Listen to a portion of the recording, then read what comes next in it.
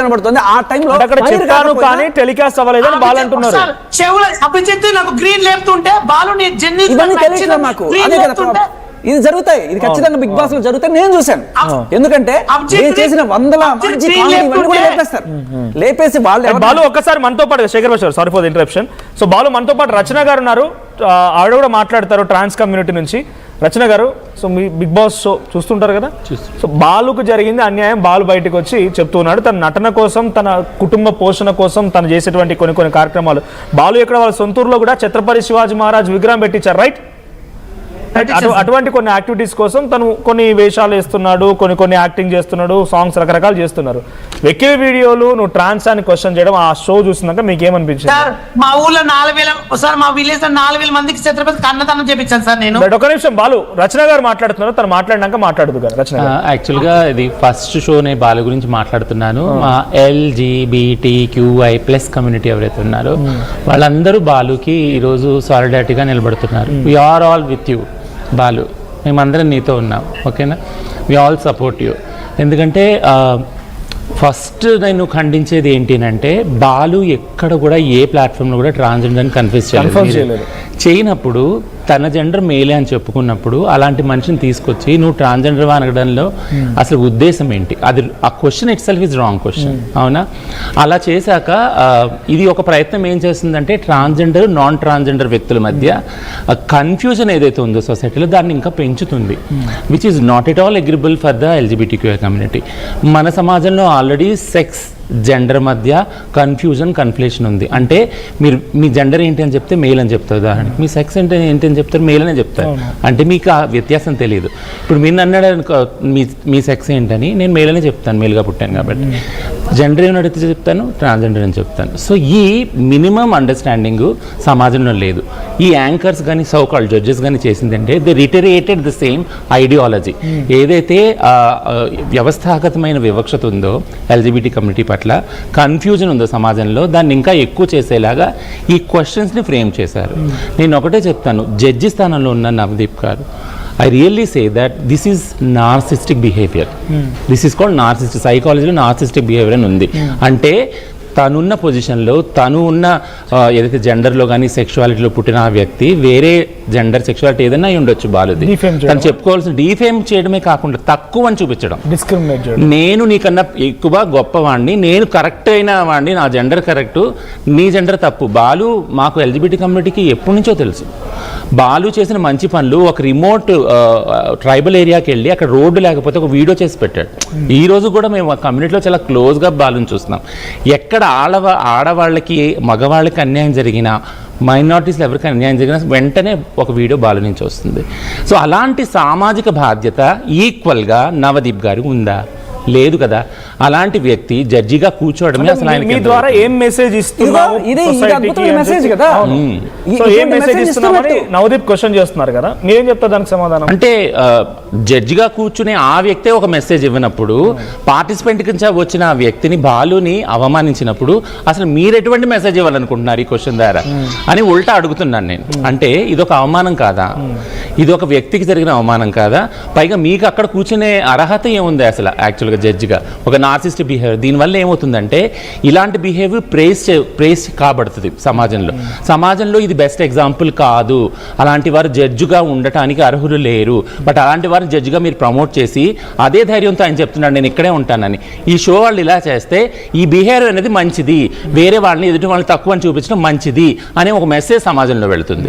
So మీరందరూ ఆలోచించాలి, మనమందరూ ఆలోచించాలి, సామాజికంగా మనం ఎలాంటి బాధ్యత తీసుకొని ఇలాంటి వ్యక్తుల్ని జడ్జిగా కూర్చుకోనివ్వకుండా ఏం చేయాలని షోలు అనేది ఆలోచించాలి. మరి ఇప్పుడు ఇంకో క్వశ్చన్ కూడా ఇక్కడ రేజ్ అవుతుంది. జనరల్గా ఇప్పుడు కంటెస్టెంట్స్ బాలు కానీ లేకపోతే పోతురాజు కానీ ఇంకా చాలా మంది వెళ్ళారు కదా, అదొక బిగ్గెస్ట్ ప్లాట్ఫామ్, అవునా కదా? కొన్ని కోట్ల మంది చూస్తారు, బిగ్గెస్ట్ ప్లాట్ఫామ్గా ఉంది, వాళ్ళకి అవకాశాల కోసం వాళ్ళు వెళ్ళారు. అక్కడ వెళ్ళిన తర్వాత ఒక 2-3 మినిట్స్లోనే వీళ్ళ గురించి, బాలు గురించి ఒక చిన్న క్లిప్ వచ్చింది, ఒక వీడియో వచ్చింది, బయటికి సర్క్యులేట్ అయింది.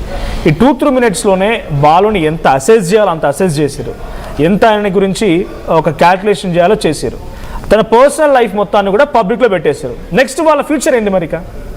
సి బాలుకి ఏం జరగదండి ఈ షో వల్ల బాలు ఒక ఫేమ్ గానీ బాలుకున్న విలువ ఏది తగ్గదు. బిగ్ బాస్ షో వల్ల తిరగదు, తగ్గదు. అది బాలు చేసిన బాలు యొక్క జర్నీ ఎవరైనా కానీ ఎవరైతే జర్నీ ఉందో వాళ్ళ ప్రయాణం ఏదైతే ఉందో that is valuable, that is incredible. అది is equal to not Navdeep. Please అలా అని మాత్రం చెప్పకండి నాకు, సరేనా? It is never equal to Navdeep. Navdeep అక్కడ కూర్చున్నదే డబ్బు కోసం జడ్జిగా, ఓకేనా? అది ఆయన చేస్తున్నాడు.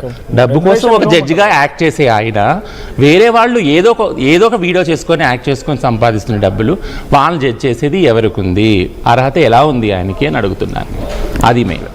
ఇక్కడ మనం తెలుసుకోవాల్సింది మేడం, మీరు కూడా ఇక్కడ ఈ బిగ్ బాస్ అనేది నేను మళ్ళీ చెప్తున్నాను, వాళ్ళు మిమ్మల్ని ట్రోలర్స్ గానే ట్రోల్ చేస్తారు. వాళ్ళు మీరు రేపు వెళ్ళిన తర్వాత ఆ కంటెస్టెంట్స్ లో నామినేషన్స్ టైంలో మిమ్మల్ని నానా రకాలుగా 10 మంది డిఫరెంట్ వేలో అటాక్ చేస్తారు. మిమ్మల్ని కించపరచవచ్చు, ఏమైనా చేయొచ్చు. మీరు దానికి ఎలా సమాధానం చెప్పగలరు?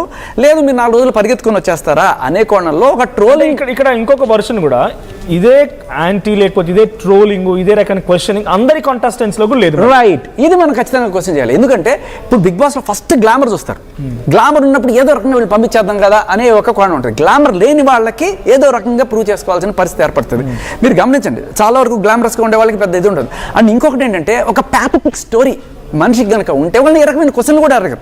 మా టైంలో మణికంఠ ఉండే ఆయన ఏదో ఆయనకు సంబంధించిన జీవితానికి సంబంధించిన ఒక ప్యాథటిక్ స్టోరీ ఒకటి చెప్పుకున్నాడు. బట్ ఇప్పుడు మీరు ఒక జడ్జిగా కూర్చున్నప్పుడు ఏమక్కర్లా, ఇప్పుడు మీరు అగ్ని పరీక్ష అంటే ఏంటి, వాళ్ళని రకరకాలుగా పరీక్షించాలి. ఆ పరీక్షించడం మానేసి వాళ్ళు చెప్పింది గమ్మత్తుగా చూస్తూ అబ్బా ఇంత దారుణమైన ఫ్లాష్ బ్యాక్ ఉందా, అయితే వీళ్ళని పంపించేద్దాం లోపలికి అంటే మీరేం పరీక్షించినట్టు అదేం అగ్ని పరీక్ష. ఇప్పుడు ఒక స్పీచ్ నేను ప్రిపేర్ చేసుకుని ఇంట్లో వచ్చేసి చెప్పొచ్చు, ఒక స్టోరీ నాకు సంబంధించి ఓహో బిగ్ బాస్ లో ఇలా సింపథెటిక్ గా ఉంటే తీసేసుకుంటారు అని చెప్పి ఒక బాధాకరమైన జాలికరమైన స్టోరీ. మీరు జాలిపడి తీసుకోవడం కాదు కదా, ఒక టాలెంట్ బేస్ చేసుకుని తీసుకోవాలి కదా.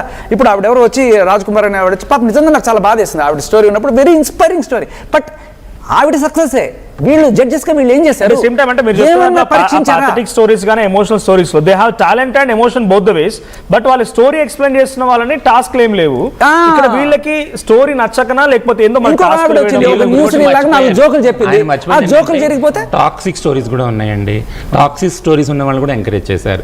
నేను నా గర్ల్ ఫ్రెండ్ వదిలేశాను, నా భర్తని ఇలా చేశాను, నా భార్యని ఇలా చేశాను. ఇది ఏం మెసేజ్ ఇవ్వాలనుకుంటున్నారు నాకు అర్థం కావట్లేదు. ఇక్కడ ఏమవుతుందంటే సార్, నేను బిగ్ బాస్కి వెళ్ళి వచ్చిన వాళ్ళకి చెప్తున్నాను, ఇప్పుడు ఏమవుతుందంటే వీళ్ళందరినీ మనం పెడతాం, పెట్టినప్పుడు ఇప్పుడు రాకపోవచ్చు, రేపు నామినేషన్స్ లోకి వెళ్ళినప్పుడు వీళ్ళందరి పర్సనాలిటీస్ బయటపడినప్పుడు జనం వాళ్ళని జడ్జ్ చేస్తారు. ఎవరు జడ్జ్ చేస్తారు? జనం జడ్జ్ చేస్తారు. ఇప్పుడు ఆవిడ ఆహా పచ్చళ్ళు ఎవరో ఆవిడ వెళ్ళిన తర్వాత ఏమైంది, మొత్తం అందరికీ ఆవిడకి ట్రోలింగ్ జరిగింది కదా. సో ఇటువంటి వాళ్ళకి వాళ్ళ లక్షల మంది ఫాలోవర్స్ ఉంటారు, కానీ ఉన్నంత మాత్రాన వాళ్ళు చేసే బూతులు తిట్టే తిట్లు నిజమైపోతాయా, వాళ్ళకి సమర్థం ఉంటుందా అనేది ఇప్పుడు బిగ్ బాస్ లో బయటికి వెళ్ళే ఒక మెసేజ్.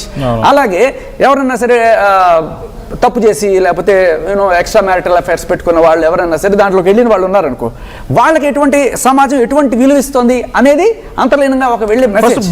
బేసిక్ క్వశ్చన్ నాకు, బిగ్ బాస్ వెళ్ళొచ్చారు కాబట్టి బిగ్ బాస్ అనే ఆ షో పబ్లిక్ మెసేజ్ ఇస్తుందేమన్నా నిజంగా? వాళ్ళు డైరెక్ట్ గా ఇదే అని చెప్పరు, మీకు అంతర్లీనంగా అన్ని రకాల మనుషుల్ని అక్కడ పెడతారు. మెసేజ్ ఇస్తారా? ఇప్పుడు ఆవిడ తీసుకెళ్లారు, సృష్టి వర్మ తీసుకెళ్లారు, గాంధీ నెహ్రూలను బ్యాస్టర్డ్ అని తిట్టింది ఆవిడ. వెళ్ళిన వాళ్ళని కరెక్ట్ 6 రోజులు పంపించారు జనాలు, ఆవిడకి ఎవరు నచ్చలా. ఐ మీన్ అదొకటే కాకుండా ఆన్సర్, బిగ్ బాస్ అనే షో ఏమైనా మెసేజ్ ఇస్తారా, గుడ్ మెసేజ్ ఇస్తారా? మెసేజ్ వాళ్ళు ఓపెన్ గా చెప్పకపోయినా జనాలు వీళ్ళు ఇలా అనుకుంటారు, జనాలు మిమ్మల్ని ఇలా అనుకుంటారు. సొసైటీ నిర్ణయించిన మంచి చెడు ఏదైతే ఉన్నాయి కదా, ఇది మంచి ఇది చెడు అనేది, దాని మధ్య క్లేశం కాన్ఫ్లిక్ట్ సృష్టిస్తుంది ఈ షో.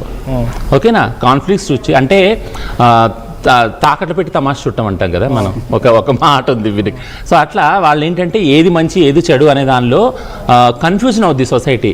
నిజంగా భార్యను వదిలిపెట్టేసి ఇంత